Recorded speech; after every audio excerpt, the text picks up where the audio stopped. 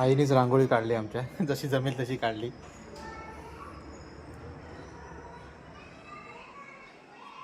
आज आमच्याकडे हळदी कुंकू आहे, तर तुम्ही सर्वांनी हळदी कुंकूला या. आणि चला मी आज काय वाण आणले ते दाखवते तुम्हाला. ही फुलं आणलीत शेवंतीची, हे हळदी कुंकू लाडू सगळं आहे, आणि हे वाण आहे वाटायला, आणि हे मी कोल्ड्रिंक आणले द्यायला सगळ्यांना.